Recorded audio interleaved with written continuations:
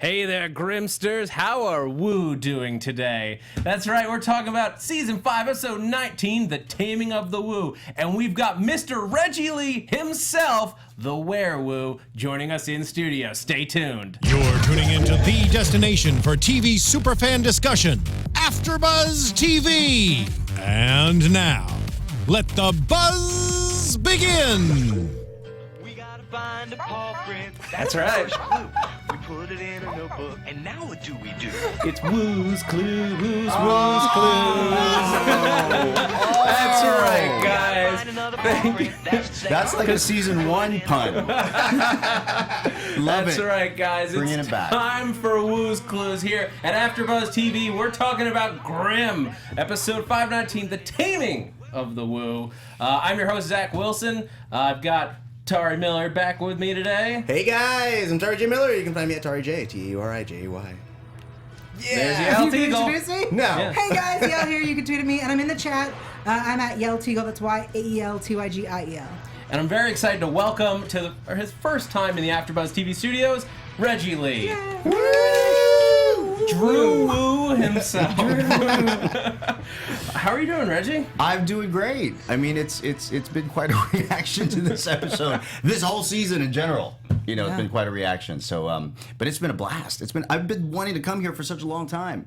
Yael and I have been talking. I mean, ever since like Comic-Con 1. Yeah, like I three think. or 4 years ago. 3 or 4, ever since that round table. But finally here. You guys are in like my backyard. Yeah. Literally my backyard. You're actually on the other side of our... Just on the other side of your backyard. Exactly. peering over. He's our Wilson. I always Yeah, peer well, over like, yes, let me in. Can you be my friend? Well, we need to wait for this episode where you Yeah. actually got into the title, not just a significant... I made the title. Yay! Yeah, I made the title. Yeah, exactly. No, it's great. Yeah. After I saw the title, I thought, oh no, what rigmarole are they going to put me through this season? But it's woo. It's like I was going to say it's wooving at warp speed. It's woo-tastic. I did not. That was completely like I didn't even mean to say that. It's moving at warp speed. So Would you say it's the most you've been in an episode?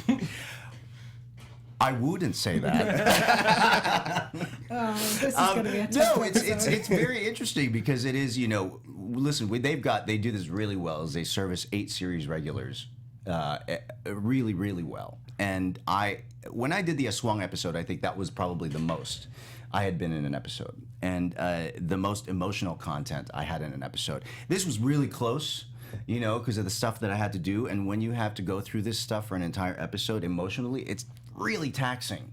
So, although enjoyable, I have to put that in. It's a really good, enjoyable part of my job. But yeah, when I saw it, I was like, wow, it's really well split up. It's not like an entire whoop-isode. But You need like a counter. No, Brenna Kauf, who wrote the Aswang episode, who wrote the Chupacabra episode, who wrote this episode, very kind of a pivotal woo writer. Yeah. They like to pair us up in some way, shape, or form. But you know, she writes really well, and I think it really. She hears my voice really well. She writes for it really well, and the emotions are always there. It's not always just snarky, you know. And there's a real great mix, and I think this was really one of those episodes. But it had something for everybody.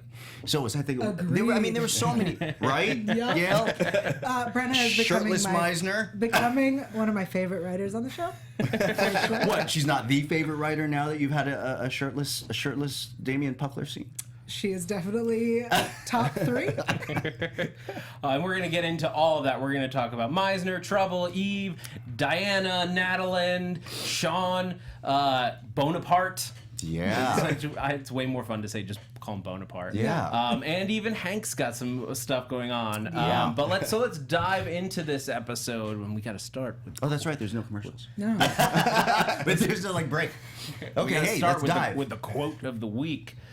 Nothing is so painful to the human mind as a great and sudden change. And that's Mary Shelley. It's Ah. I know, right? Nice. Frankenstein. Frankenstein. Yeah. We've got a monster running around, so it's Yeah. appropriate. Yeah. And let's talk about the monster up top. The werewolf, the wolf. the wolf.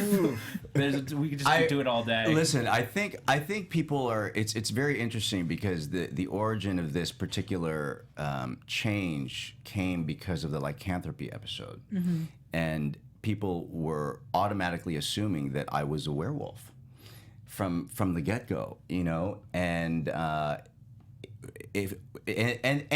it's actually, they've explained it so that it's interesting because people are like so confused that they were like, wait a minute, they just said that if you're not Vessin, you can't turn into a Vessin. You can, you know, this is a genetic thing, you know, this lycanthropy thing. So how can he possibly be turning into? People were angry, you know, that they would, and rightfully so, I would say, because, you know, with any good writing, as I think this is as well, you have to be accurate with what you put out there. Yeah. But what they didn't do was stay tuned for this particular episode when it was all explained. Yeah. That I'm not actually Vessin, I'm not a werewolf.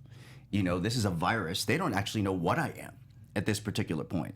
I would guess that he looks more like a Neanderthal, a Neanderwoo, than he does a woo-wolf.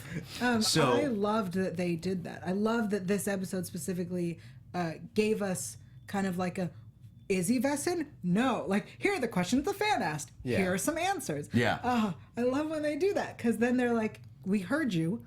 Calm down. Let us explain. We anticipated that you might have questions about this. Yes. Yeah. Stay tuned. Yeah, they do. And the thing is, you know, with this particular one, it took like one full moon to the next. So it spanned like 4 or 5 episodes. And so by that time, people got angry and they were like, I'm not gonna watch that one. And then they watched it and they went, oh, okay. Now I kind of get what's happening. I love that they're exploring this kind of creature that is neither Vessin, I said Wesson, like oil. Yeah. Neither Vessin nor human. I mean, a Neanderthal man in itself is a different species. So I know because I researched it for this part.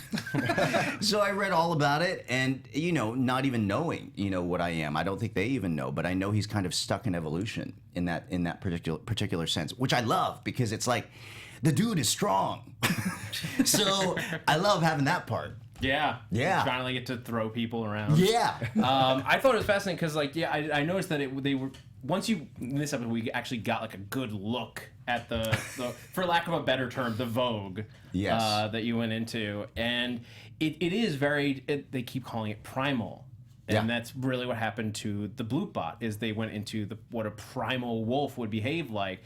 And so I think what we're getting here is some fun, like some digging into maybe some origin of Vessin type thing. Like this is maybe. like going deep. I love love talking that. about this. Yeah. This I have crazy theories when it comes to Vessin origins. Yeah. Sorry, I'm just shaking my head at you going on to your go. But tangent. No, I love it. But if the virus, the lycanthrope virus, brings out like what is the most base primal version of you, for a wolf Vessin like the Bloop bot, it would bring out behavior like a wolf. But for a human who is an ape, it would bring out a Neanderthal or like Paleolithic era. What is the most human. primal human that you can think of is particularly that. And they gave you like a little bit of stilted speech, but nothing like me big. I think David Gittoli said, I think that he should be afraid of fire. I mean, Frankenstein in the quote, like it would be appropriate. Exactly. No, exactly. And when we did it, it was actually one of the wonderful notes that we got from the network was that, you know, he needs to find his speech. And there, this is at an after show, right? Like not like a pre-show, but you'll see in episodes coming up that it is like what you saw in this past episode, is that he's trying to find his voice. He's trying to find out how to formulate a word, you know. And before, what you didn't see was I had complete sentences, and we actually cut it down to just like, you know, kill, love, good. So Power of editing. Yeah, exactly. It was really great, but I loved that kind of finding that in the after, you know. So it was really a cool thing because we had discovered it like on camera, but they wanted more. They wanted more of like finding the voice. So I dug that, and we just kept doing that. Okay. Yeah. Kind of in that regard, is it more of like a split personality kind of thing, or is it just these two mentalities coming into one? I don't even think it's a split personality. I do imagine it for myself being the actor, you know, being the most primal version of myself. Okay. You know, if I were that person that grew up in that era, I said era about that. You know, if I was that person, that's you know, if my like Neanderthal men actually have like bigger bones in their, you know, how would I morph into that? How would I, if bones started to suddenly grow and it was like, how would that hurt? What would happen then? Mm-hmm. You know, it's really great with like sci-fi because you really expand your imagination beyond like human imagination, what you would imagine as a human being. Yeah, if you're like going through a love story, this is way beyond that. You know, you would never have to imagine this in any other world. So I really dig that kind of doing the show. Yes. Another thing I thought was very interesting is that the way that they bring it out is when they, when they give you the potion What was that the Rosalie potion? puts together. That's where the sigh comes from. I heard it. I heard the sigh. What's the potion? The Revocare Tenebris. Nope, not even. No, close. that's good. That's pretty good. Revocare encourage him. Tenebris. That's pretty good. The Revocare Tenebris. Is that it? Let's call Bree Turner and ask. Oh, when Damian Puckler came in, he was just like, all my German was terrible. Oh, He was correcting me left and right. It was beautiful. Oh, I'm sure it was, wasn't it, Yael? It was. And I felt the fool. That potion is said to bring out the darkness. Yeah. The way Rosalie puts it, and that's very much, I think, playing into the idea of Vessin as being sort of a darker side of you. Yeah. For a lot of Vessin, Yeah. at least. I think that goes back and harkens back to kind of what this show was initially, is that, you know, these monsters that you see are the dark side of people. You know, I think that's where they wanted to go initially. It's like one person, it's the same person, but this is their dark side. This is the other side. How do you control that? You know, Monroe's learned to control it. So now it's, in a way, it's like now I get into this thing of how do I control that, which will be fun. I was so mad at Wu when he was like, "No, I have to control this." I'm like, no, dude. Like, You wanted look us to at- have a sleepover, didn't you? Of course I did. But everybody there is like, "No, we're a team. We're here to help each other. We're always going to help you. We have your back. Like, come over. We're going to take care of you." And then Wu goes, "No, I'm going to do this alone." Why would you do it alone? You have a whole support system. No, I know. Well, what you didn't see, okay, when I went back and did some ADR for this, and it actually ran, like, the episode ran really long, so they had to cut some things, but there were some lines in there that were like, there was a part where right after they told me that, you know, I was kind of freaking out, and Nick said, "Okay, what we need you to do is we need you to calm down." And I say, "Seriously? You need me to calm down after this is happening?" And then I said that. Yeah. So there was actually a transition into that particular emotion. So you didn't see that transition. All you saw was, "I'm going to take care of this, guys. I'm going to take care of it. I'm going to take care of it. I got it. I got this." But I loved, I mean, it was, you know, it is kind of, as an actor, as the character, the reason he didn't say anything for weeks is like any male. It's like, they got this. I got this. I got it. You know, it's like someone being sick. It's like a guy being sick. No, I don't need to go to the doctor. Not until like something really happens. You go, "I got to go to the doctor." You know, but it was, yeah. And so it was like, you know, I think he wants to show that he's strong. I mean, so many parts of him want to show that. And I think part of it is because everyone gets to take care of everything else. It's like, what part does he play in it? So he wants to show his strength. I think that's where his sarcasm comes from too. So I love that aspect of it. Yeah, it's one of the things that I think has always been fun about Wu is the sass. Oh, sassy Wu was sassy sassy. Sassy Wu is sassy. Yeah. And because it also lets him be a little bit the voice of the audience when Sure. things get a little not too ridiculous, is like, because we're enjoying the show, but too ridiculous for someone not to go, "Wait a minute. Yeah. I need you to stop and think about what you just said." Yeah. Are you kidding me? So you've had this baby in 6 months, and you rubbed a thing on your stomach, and it made it a super baby because it happens to be a quarter royal. Yeah. And now the whole world wants your baby. Excuse me. Then we was like, okay.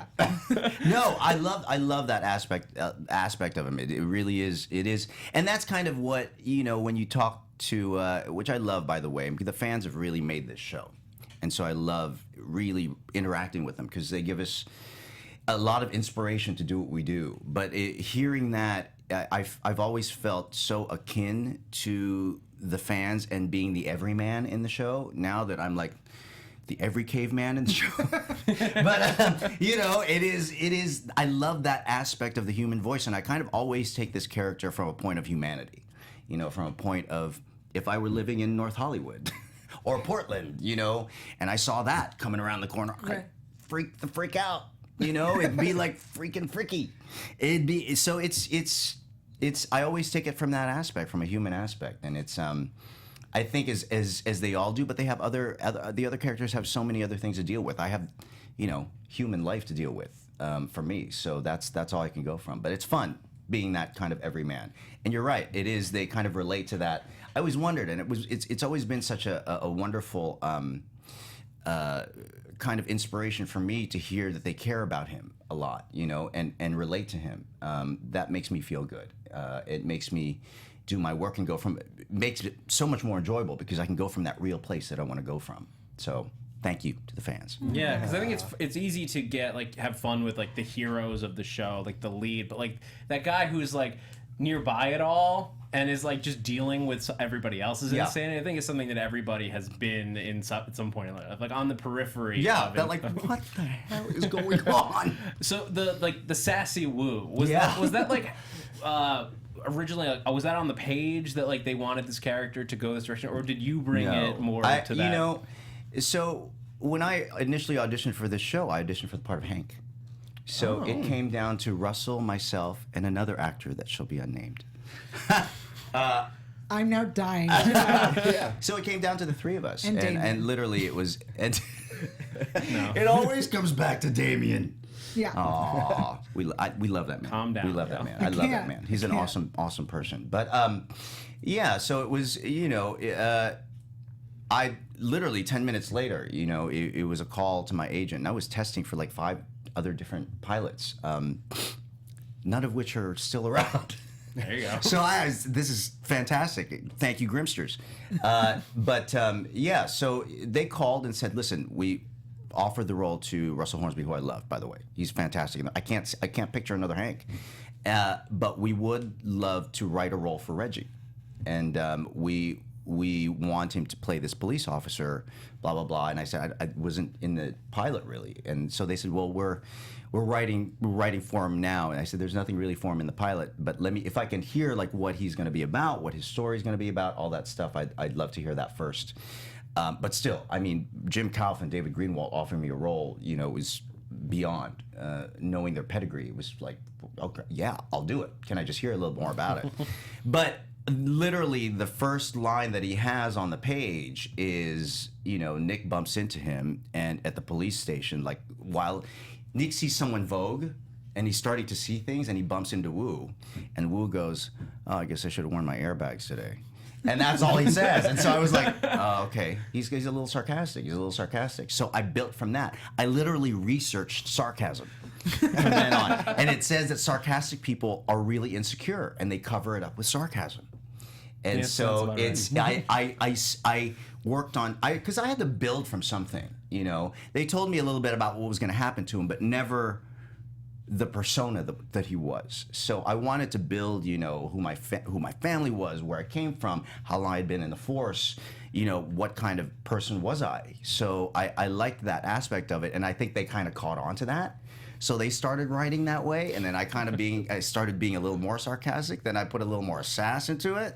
So then I started being a little more sassy. Then Sassy Wu came out. Then they would write for Sassy Wu, and then just now we're here. Now I'm here, and I'm a caveman. Who chose had his first name be Drew? So I had always petitioned for Lou. Lou. They tried Stu. They tried. Who was it? No, there were a bunch of whole different incarnations of names, but they had to get them approved. You know, and sometimes names can't get approved because for some reason there's some kind of legality to it that if someone has that name within a certain vicinity, that you can't use it. It's usually there either has to be no one with that name or a whole bunch of people because they don't want them to think like they wrote it about this guy, Stu. Exactly. From Portland. Exactly. So they tried that and they weren't approved. They weren't approved. Could you imagine if it was like Bonaparte Wu? I would have loved that. But no, and so they came to Andrew, Drew, and it was approved, and they were like, "Yeah, we got it, we got it. It rhymes. It's approved. It's going. So, but they rarely say it because they always call me Woo. Yeah. So It was said this episode. it was said this episode. The Aswang episode is the first time it was said, and then from then on, I don't think it was ever said until this episode. Nope. So people were like, Drew? Who's Drew? Drew's your first name? How unfortunate, they said. They tweeted to me. It's like, no, you, Drew Woo. No, you Woo. Yo, you Drew Woo. Who's We up could go first? on. I know. I need Drew Woo too to join you.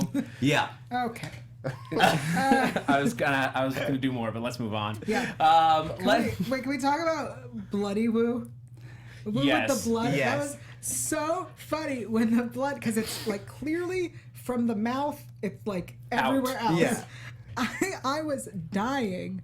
I was like, me? I did this? Yes. Look in the mirror.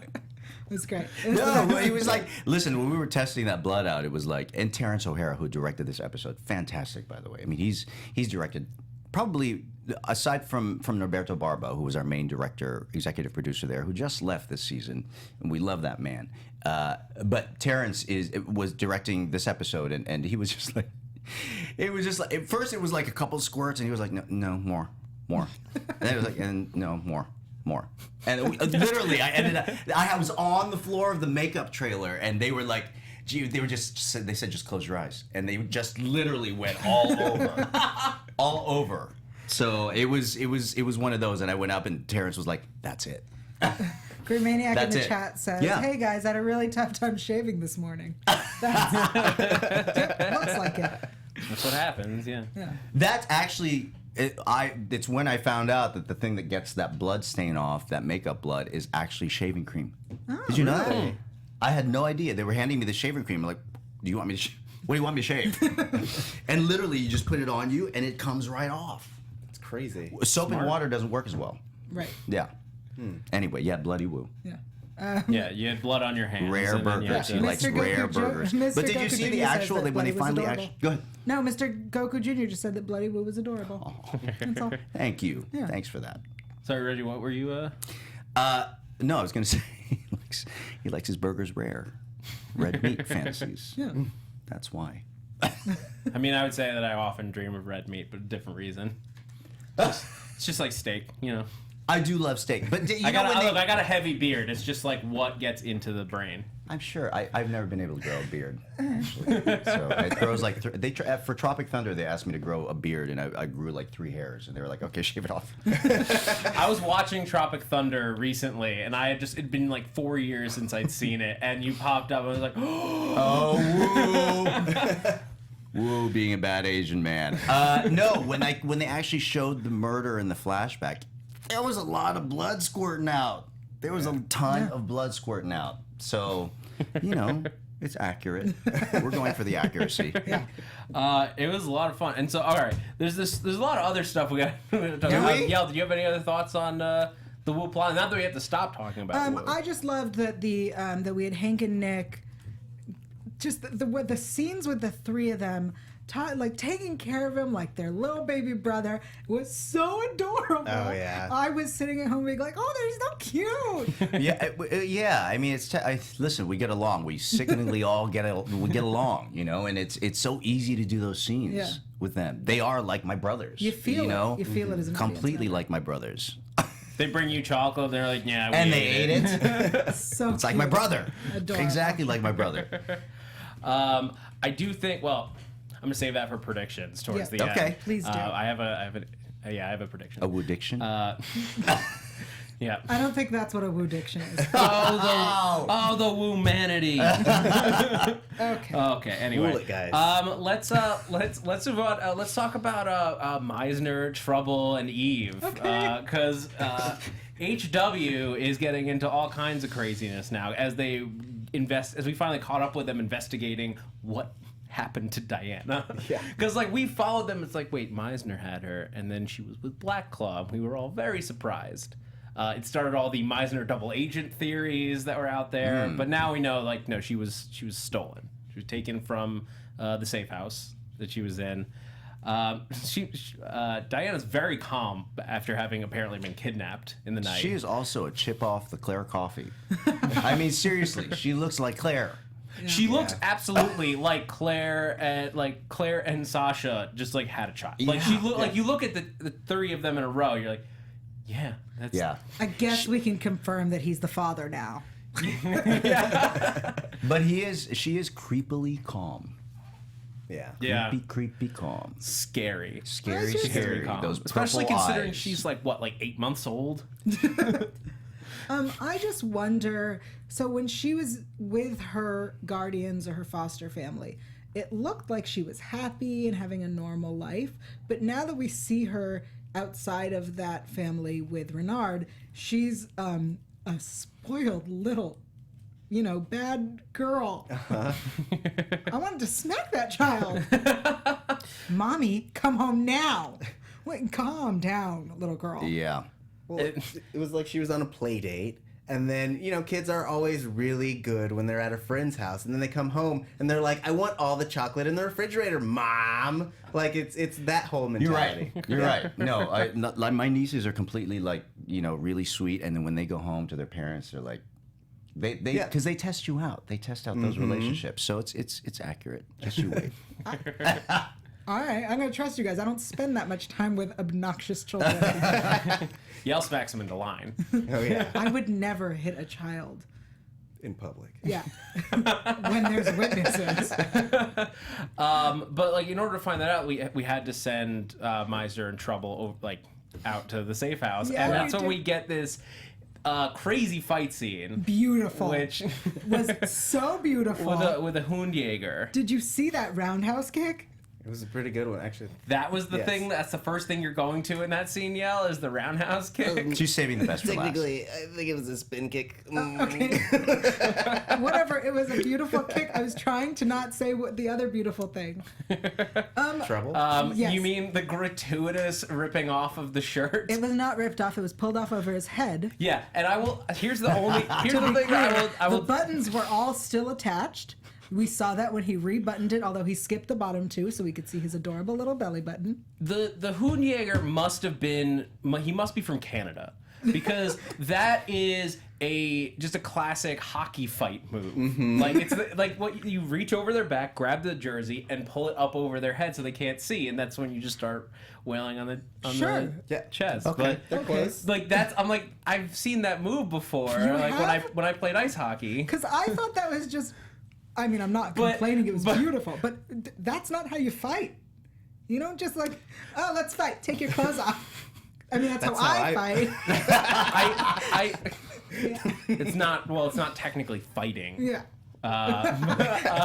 Right. But I felt like this was like directly at Yael. Like this was the writers being like, "We heard you. If we do it Here you once, go." will you stop?" Yeah, it was your reward for him being gone so long. I appreciate it. I am thankful. Thank you. Just questions. Why was his beautiful spider tattoo removed? Where was it? Was He it? has a spider tattoo? Yes, here. Was it? But yeah, so Wow. he has that in Wow. in real life. But was it there like when we saw him in season 3? I'm gonna be honest, I don't remember. I wasn't What? looking at his tattoos. So you gotta go back and look for continuity. That's fine. I'll Yeah. keep watching. But like the other thing that I thought was so interesting about this scene was just how, and we've seen him fight Vesson before, but this was like one-on-one with a trained Houndjäger, and he was just like brushing off his punches like nothing.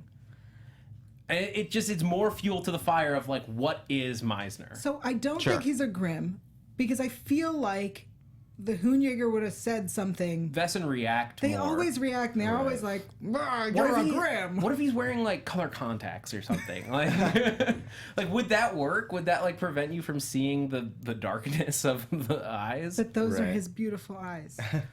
I mean, Yeah, but I mean, he's gotten to where he is not because he doesn't have something.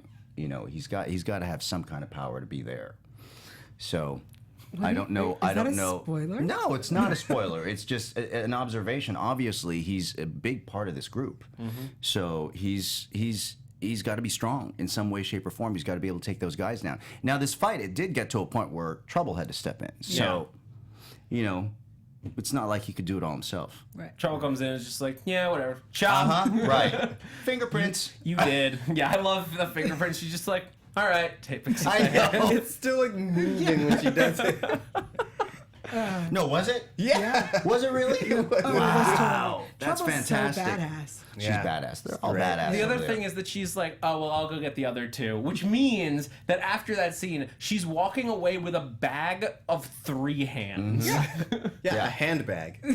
Yeah, absolutely. Well done. Well done, sir. Very well done. But yeah, and then we see Diana like reaching out to Adalind, like direct, like just through her mind. That's crazy powerful. She's scary. She's scary. Not only that, and then later in the episode, reaching out as Renard Yeah. in his voice. That was creepy. Yeah. Yeah. That was so.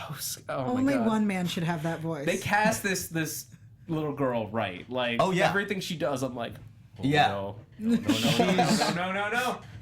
Whenever you're acting opposite her, I mean, it is creepy. She's creepy. So, and then this whole thing happening, I don't know what's going on with Eve and, you know, why she's feeling stuff while all that is going on. So that's an interesting. Yeah, I mean, she suggests that it is because Julia and Adalind, which is, I thought it was a cool point that Eve specifically is referring to her past is in the third person. Yeah. Truly treating Juliet as a separate person. Yeah. She Yeah. is a separate person. Yeah. She's dead.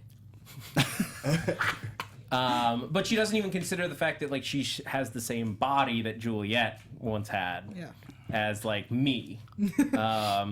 But they switched bodies like via magic witch bongs. Yeah. Right? Yeah. And so I think the idea is that because they did that, which is very rare that you would ever like turn into the person and then the other person turns into the first person. Very rare. But also, that is Eve yeah. has been Renard. So now she's been both Diana's parents. Oh. So do you think that there's like some like DNA basically like left behind when you transform? You are getting so. I love how deep you guys get. And me, I'm just like, what? Well, that was like when they started explaining like the cones, like Nick has an extra cone in his Right, eye. right. Like I was Yeah. just like fascinated. Like, Yeah, I'm oh sure. my God, I want more. I want more cones. I love the science of No, it's stuff cool. like It this. is cool. Yeah, no, Jim Kauf really great with that kind of stuff, you know, and he's really great with story. Greenie as well. So I no doubt these guys make this stuff up, and it's like, what? Yeah. Where do you come up with this?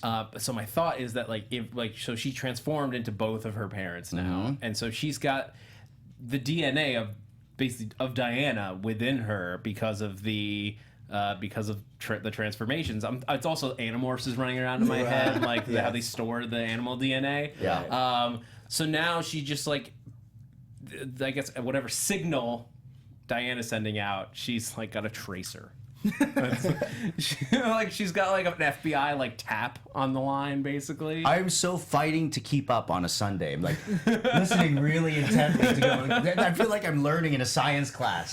Something. It's cool also- though. It's really cool. It's also possible, though, that because Eve is such a strong hexenbeast, that she was able to tap into, like when your phone picks up other people's conversations. Right. Right? That could also be part of it. Yeah, I would say it's something to that effect because we know that she can feel different people's presences, Right. As it was revealed in a few episodes ago, and then you would assume that now that they've all been each other, they kind of resonate at the same frequency. It's crazy. And It is We're crazy. nerding out over it. I hear Oh, your like crazy. flash talk coming out now. yeah, because different universes resonate at different frequencies, Yeah. and that's how they exist in the same space, of course. Wow. Thanks, nerd. Wow.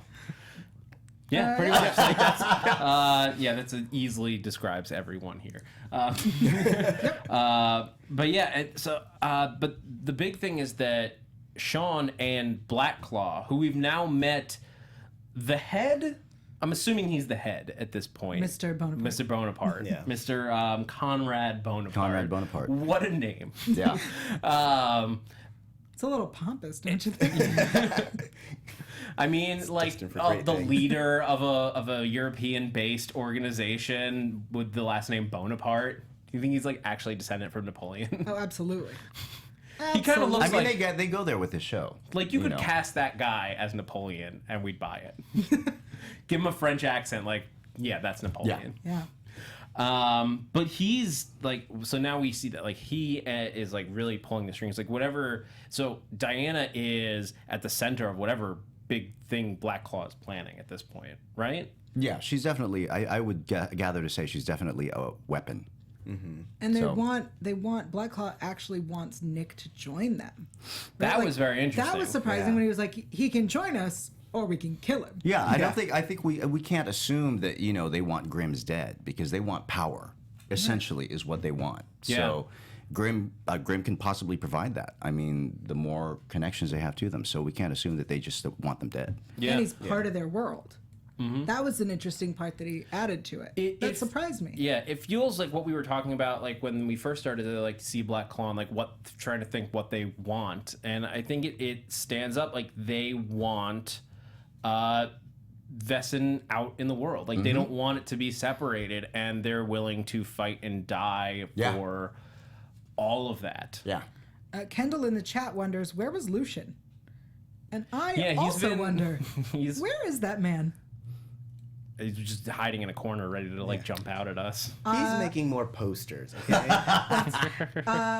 Not to predict too early, but I predict a fight between Lucian and Meisner. And that's hockey move. I predict that for both Just of them. both, and they both simultaneously pull the shirts over their heads and they're flailing around.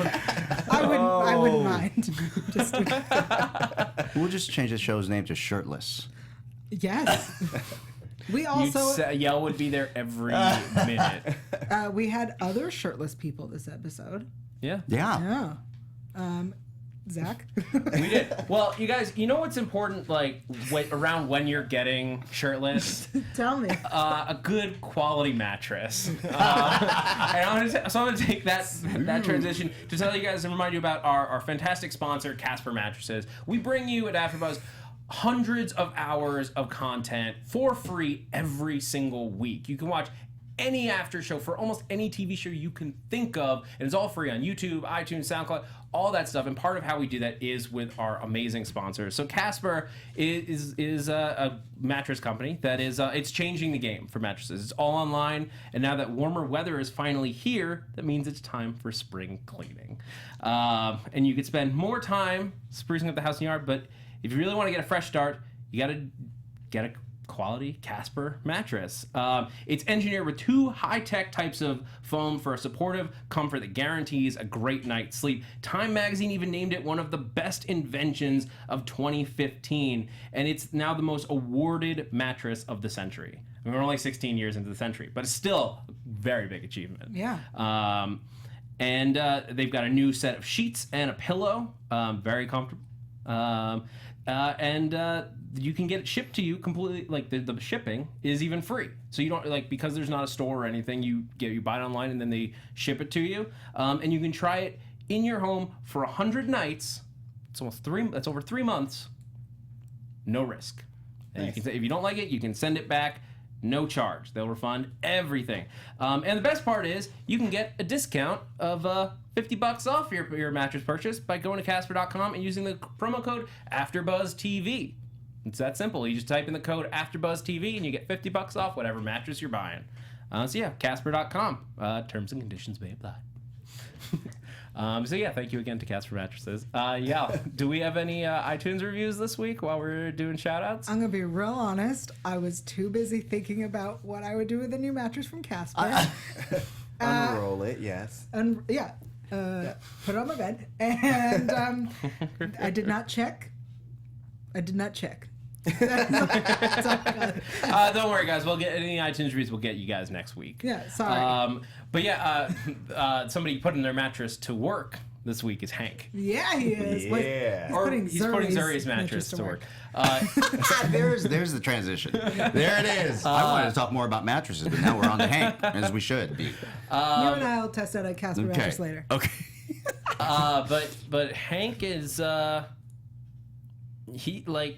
he's just diving headfirst into another relationship with an evil woman.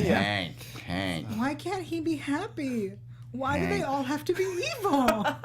I know, right? Yeah. Because they are. We're in Portland. But Hank had some good Hankisms this week. He had some good Hankisms. Yeah. Unlike wooisms. I mean, it's unfortunate. But what do you guys think is going to come of this plot line? So there was a prediction in the chat that Zuri wants to kill.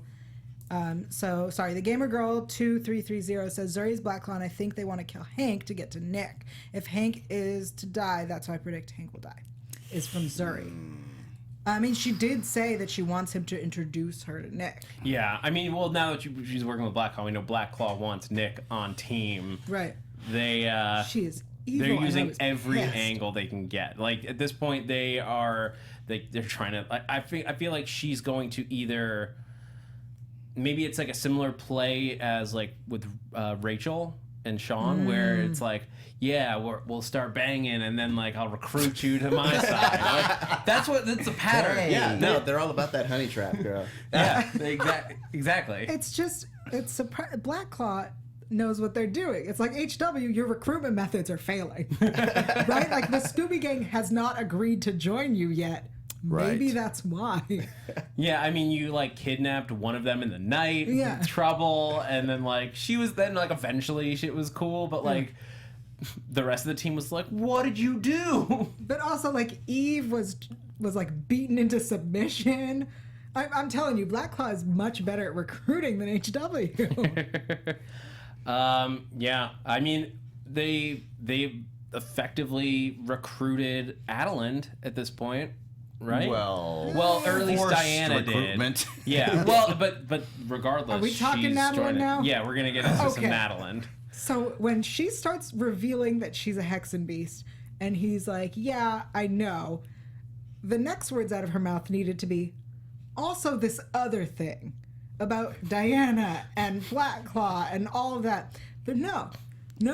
She decided, I'm gonna keep my mouth shut. Girl, this relationship is never gonna work out, right? Everyone wants Adalind to be together, but honesty is the first step.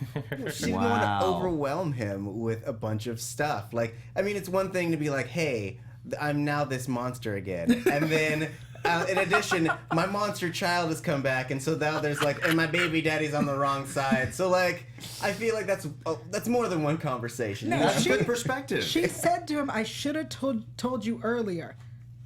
Also, there's this other thing. I have to side with y'all on this. I feel like once you start with I held back information from you that was important, but there's like a fair reason. Like I get like why she would be scared to bring it up. Mm-hmm. Like, and that she would like and then like the frog in the throat, like I can't tell. I can't tell. But then once you open the floodgates, just let it out. Just like all at once. It'll make it easier to deal with. I mean, I just think it's difficult, you know, for anybody.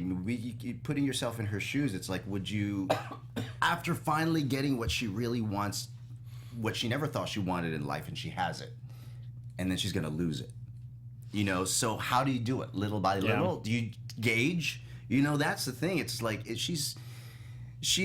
I love that, but you get what you're saying. But it's like, you know, like anybody, it's like they would ask who, it's like, why don't you tell everybody? Why don't you tell everybody what you're going through? You're not.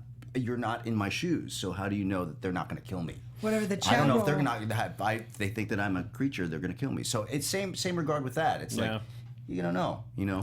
Whatever. The chat roll agrees with me. Kiss Angel Love says agreed, Yael. Nikki S says true, Yael. Kendall says I agree, Yael. Boo says I agree with you, Yael. Everyone agrees with me. Just to be clear.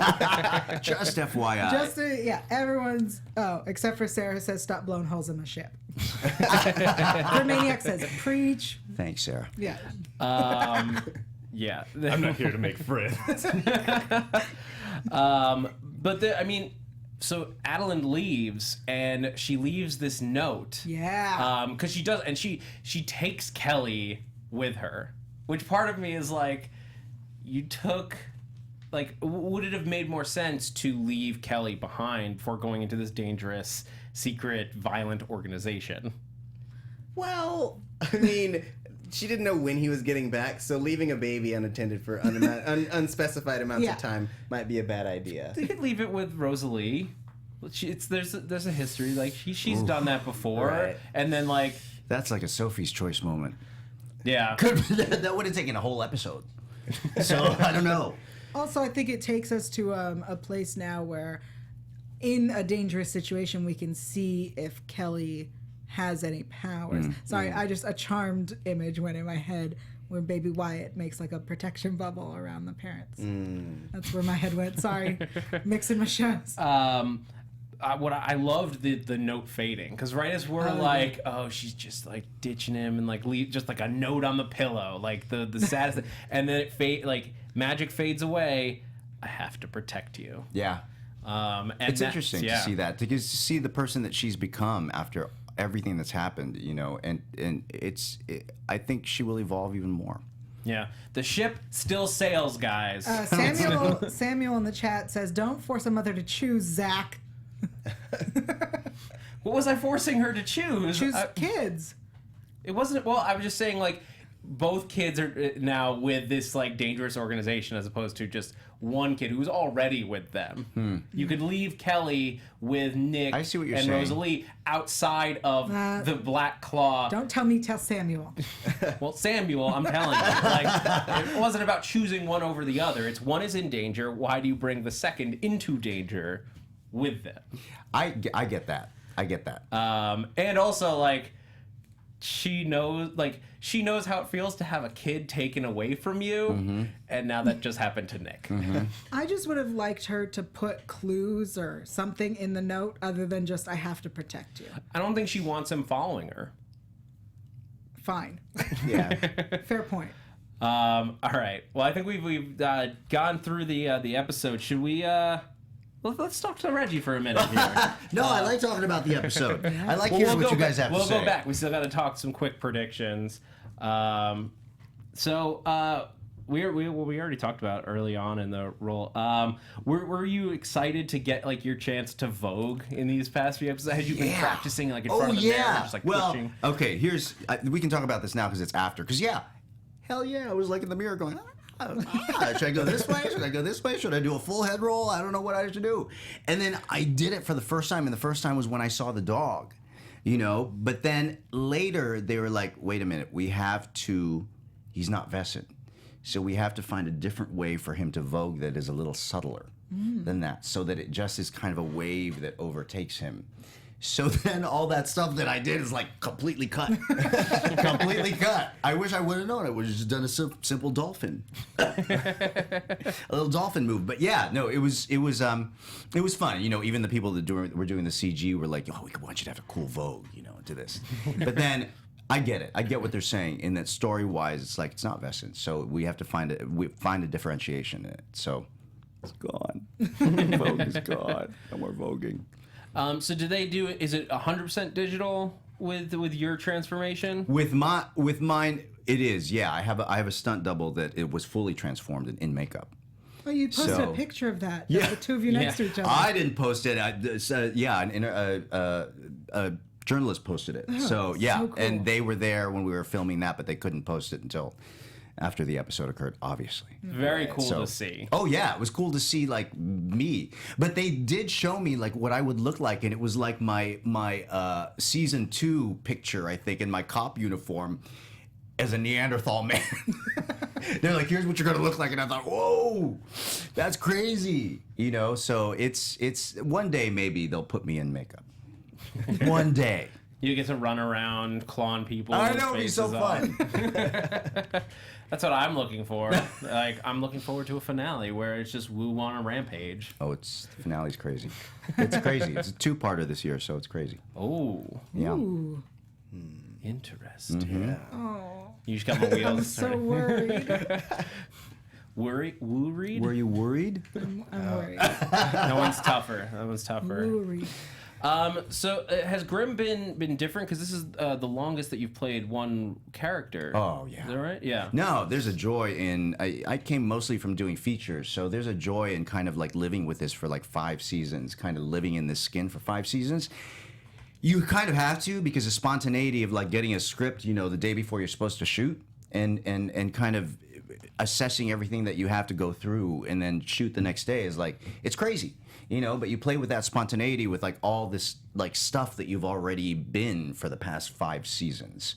That's great. You know, with a movie, it's like they give you a script. It's like you have 3 months to shoot it, 3 months to prepare it. Yeah. So you get that chance to sink into it. This is like little by little you sink in. And I love that. I mean, plus not to mention, man, we look at each other and we like, this kind of camaraderie in a cast, I feel like it's rare. You know, and I feel like it just makes it easier. It shows on screen, but we love each other. Truly do. We truly do. Grimmaniac in the chat wants to know what the blue liquid was that you drank. What was it really? Just blue water? It literally was blue food coloring. I know, how boring is that? Blue food coloring in like water, like seltzer water. Unlike that's like. Before it was like, you know, when I ate the carpet, it was cotton candy. That was really cool to say. But now I'm just like, food coloring in like water. There was an argument in the chat that it was Kool-Aid. So it was not Kool-Aid. The Ecto Cooler. They're bringing those back. Sorry, aside. But yeah, I mean, it's been a blast to watch you over the last few years. Because it's been years. It feels like Grimm like just started, but it's been a part of our. And like, meanwhile, we've been watching it for 5 years now. No, we do the same thing. It's like, what? We're in our 5th year, really? It doesn't feel like that at all. You know, it feels like it's gone by so fast. But yeah, I love, and I've told them this before, I love the evolution of this character. I love that it was a slow burn. You know, before it was like, oh, Hank's finding out. He's finding out in like season, I think it was like the first season. I was like, how come we don't get to find out? I don't want to find out. And I like the slow progression. Now I see why, and I'm enjoying it. You know, I'm enjoying that he's getting to develop and kind of find these emotions, these feelings as to what's going on with him really in life, in this life at least. So it's been really cool, and I looking forward to the 6th season. Yeah, Me I think we all are. We're excited that there is a 6th season. Me too. And with that, with looking forward, let's do predictions really quick. AfterBuzz TV predictions. Yeah. All Woo, right. indeed. So the big quote from the next on. Sometimes the only way to protect the ones you love is to kill the people who my notes got scribbly. Who do we kill? I love that. A spontaneous moment right there. Whoops. But who do we kill? Yeah, I know. It's just like in the little corner of your paper, and I'm like, Yep. Whatever, it's Nick versus Renard. Yes. Yeah. It's baby daddy versus baby daddy. We're right back to the yeah. top of season 1. Like yeah. Nick versus Renard. Yeah. It's we forget. circle. We forget like Renard was the bad circle. guy for a while. Yeah. So I had a prediction with Wu. My thought is they're going to be like, oh, we gotta fix Wu. Wait, we have a magic wand that heals things Oh yeah. sitting in the basement. Wu, come over, and then. But I think it's going to cause it's not going to cause more damage. I likened it the similar theory to what I had a few weeks ago. I likened it to if a bone heals wrong. So they're going to heal Wu, but it's going to make this more permanent in one way or another. Maybe it'll let him control it more, like a regular Vogue, but I think it will make it like maybe it won't be as uncontainable. So he's like, I can control this a little bit instead of just like randomly running through the woods killing people. Interesting That's prediction. my prediction. No, I'm sitting here because I know exactly what happens. So I have to like control my hmms. Like I have to make it very real and go. I usually, when I'm predicting with somebody who knows, I usually like look away because I don't want to get spoiled. I was like. I predict that that's all the shirtlessness I'm getting from Meisner. Because they don't That's love- a sad prediction. Yeah, I don't for think you. the writers love me that much. You got your shirtless fighting, It was so good. And I want to thank all the fans who tweeted at me because, yeah, I saw it. Don't worry. I predict that. Oh, I got nothing. I got so many thoughts, and they're all filthy. It So, ended with Meisner right there. Yeah. It just ended right there. Take it away, Tari. I guess this is less of a prediction and more of a want, but like now that we are kind of jumping back to first season dynamics, I really want like a fight to the death between Renard and Nick. I like them both, and I know that Nick technically has to come out the winner, but I really want that whole feeling of betrayal and seeing two people that I like go head to head because Yeah. it's a fun dynamic. I mean, it certainly is. Listen, with Renard in this mayoral race and with Black Claw, it is. There's no holding back. I mean, it seems to be going in that direction. Yeah, it's gonna be a tough one to watch as this season ends. I can only imagine what's in store for us. And we're losing somebody. It's been pretty much guaranteed to us.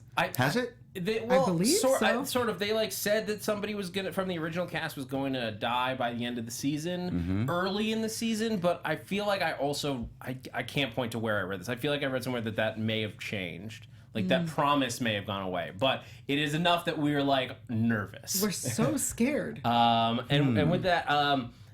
with that scary thought in our brains. I know I had to control my last. Yeah. Reggie, I want to thank you so Dude, much. thank you guys for having me. This has joining been a us. blast. Yeah. Now let's go out to dinner. Have wine. All right. Yeah. I'm into it. We're really excited to see where everything goes, and where Woo and the rest of the cast, everything that's going to happen. Do you have anything else that you're working on in the meantime that you want to let everyone know about? Oh boy, I did a couple films. One called Sunflower, the other one called Behind the Walls. I had time to do them this past season because they were actually those roles were particularly written for me, and then they just worked with my schedule, and I flew back and forth to LA. But those should be coming out probably in the fall. So that's all I got because I want a little break now, a little vacay. Some time to woolax. Some time to woolax and thank woo all. All right, and where can people find you on social media and all that? Social media, on Twitter, I am at Mr. MRREGGIELEE. At Mr. Reggie Lee, same thing on Instagram and just Facebook. I don't know, Reggie Lee on Facebook. So Cool. Yeah. Well, Yael Tygiel. Everyone can find me online at yael.tv. There you'll find info about my beautiful new shirt from Her Universe. Thank you, Her Universe. I'm also on Twitter, Instagram, everywhere at Yael Tygiel. That's YAELTYGIEL. And I have a podcast. It's called Intimate Interrogations. It's free. It's on iTunes. And sometimes it's as dirty as it sounds. And I'm Tauri Miller. You can find me at Tauri J, TAURIJAY, and other assorted panels here on AfterBuzz TV. You guys can find me on Twitter, Instagram, and YouTube at @ZachWilson, THATZACHWILSON, and also here at AfterBuzz on a whole bunch of shows, including Agents of S.H.I.E.L.D. on Tuesday nights and Archer on Thursdays. Guys, we have been the Grimm After Show, and thanks for geeking out with us. From executive producers Maria Menounos, Kevin Undergaro, Phil Svitek, and the entire AfterBuzz TV staff, we would like to thank you for listening to the AfterBuzz TV network. To watch or listen to other after shows and post comments or questions, be sure to visit AfterBuzzTV.com. I'm Sir Richard Wentworth, and this has been a presentation of AfterBuzz TV. Thank you!